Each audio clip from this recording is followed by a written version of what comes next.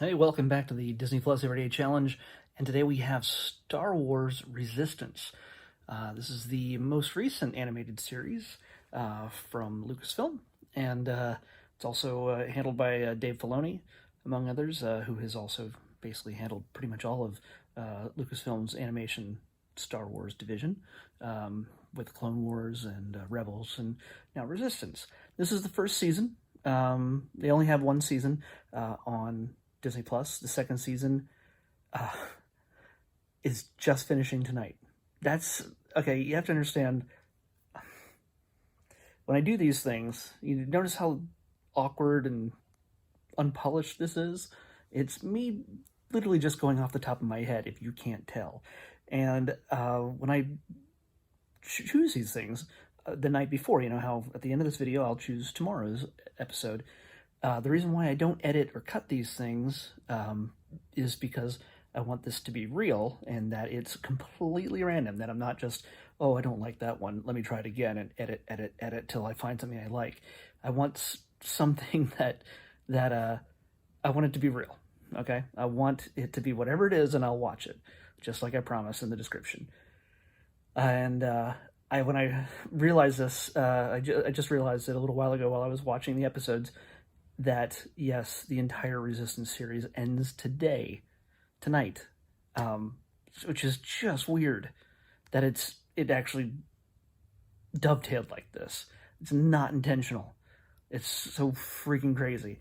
So, also, what I did was I did something I don't normally do with these things. I watched the entire friggin' season. 21 episodes, all about 23 minutes long. Yeah. So it's been a busy day. So yeah. Anyway, let's talk about it. It's actually I've actually did watch the first two episodes previously, a while back when it first premiered, and I wasn't too into it. It seemed a much more young kid focused, and I think that was the nature of the first episode, just so it's an easy entry point for just about everybody. But again, these are mainly focused for kids. You know, they're made for kids. The colors are brighter, the animation is so much smoother and softer, and you know, it wasn't grim and dark and grittier like well, you can't even say that about Rebels. Rebels was still very kid friendly and very pretty at times.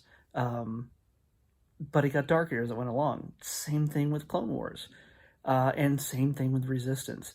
This ended up being a lot more complex than I thought it was going to be. It had a lot more characterization. Yes, there's all sorts of fun, cute things that kids will latch onto.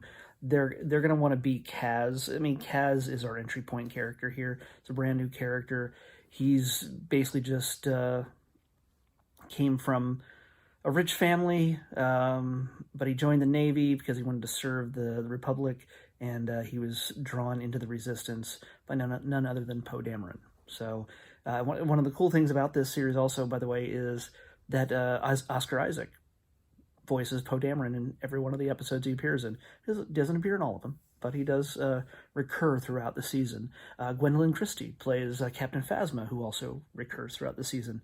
And even well, I'll leave that till the end. I'll leave that as a surprise. There's other voices that show up of familiar actors from this regular Star Wars sequel saga, so sequel trilogy. So yeah, I mean, the entry, Kaz is the entry point, and Poe sort of lends BB-8 to him for most of the series, and so BB-8 becomes also a very familiar face for the young kids to connect with. But if you're a Star Wars fan who just loves pretty much any iteration of Star Wars and just loves it because, hey, you're getting more Star Wars, you get to live in that galaxy a little bit more, this is one more entry that's worth your time because, yeah, again, if you can handle it being more kid-focused, you'll be rewarded in time, especially that once they start digging into the characters' lives a little bit. The basic premise is Kaz gets recruited by the Resistance, and he is sent to a I don't know, it's a platform.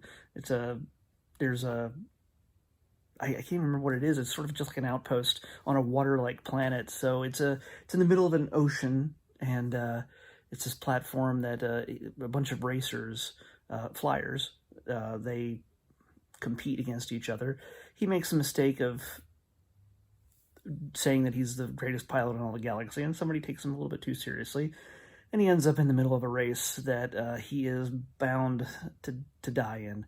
Obviously, that doesn't happen, but we get to see him taking up a spot on this platform as a spy for the Resistance to find out what the First Order is doing there. And that's the jumping off point for the entire series. And there's some people he should trust, some that he doesn't, and some people he shouldn't trust that he does. And things go back and forth throughout the entire season. And builds to a great culmination for a number of supporting characters, not just Kaz himself.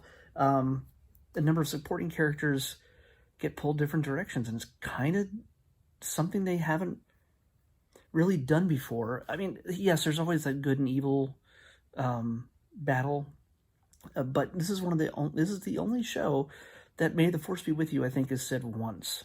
There's no Jedi, there's no Force powers. There's a reference to space wizards, I think, at one point, but that's about it. But there are no Jedi.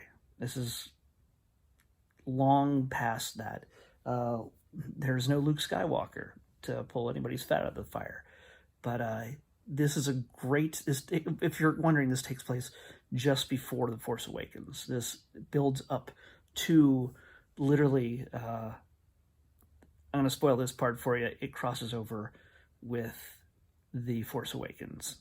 So you get to see The Force Awakens from a different angle through the eyes of our characters in this, just for a bit. It's not a humongous component, but it's a pretty cool culmination for the first season.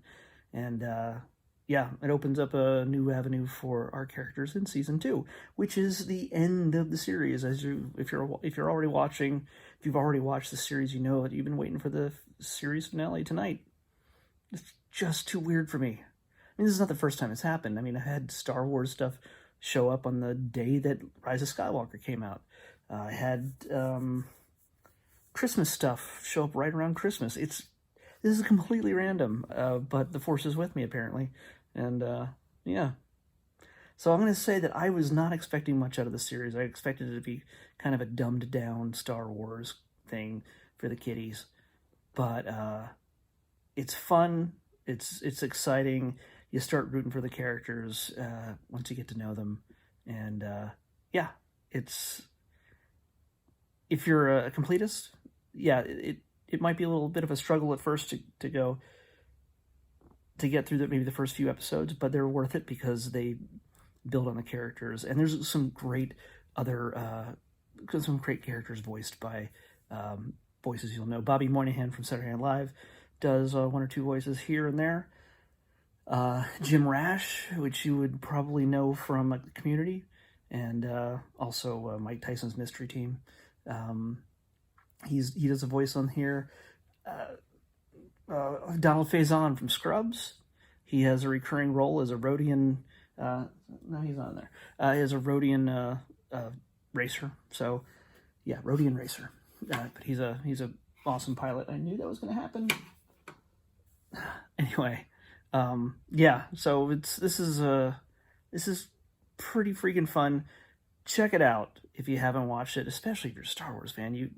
This is something you shouldn't just skip over just because you think it's just for kids, because it goes somewhere, and it's actually kind of, once it culminates toward the final 6 episodes, even though the final 2 episodes here, you'll see there's part 2 of 2.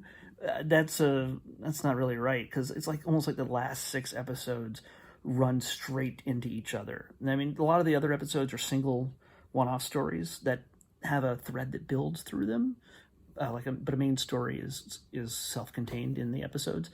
It's almost like the last 6 or so episodes are fully one continuous story. So the Dominion Wars in DS9. Sorry, I had to make another nerdy reference. So hey, check it out. Resistance, Star Wars Resistance. So today, let's pick up on tomorrow's selection.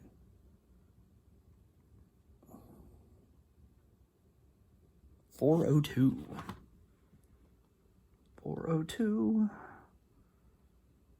A little more than 100 away from this one. 402 is a movie, and it's a classic. It is 101 Dalmatians from 1961.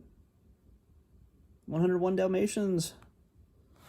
We're going to be visiting a classic with Cruella de Vil and all those doggies. So let's check it out. I'll see you tomorrow. We'll talk about it a little bit more. It's definitely a big, it's still animated, but it's a big difference from what we just saw here with Star Wars. So see you then. Bye-bye.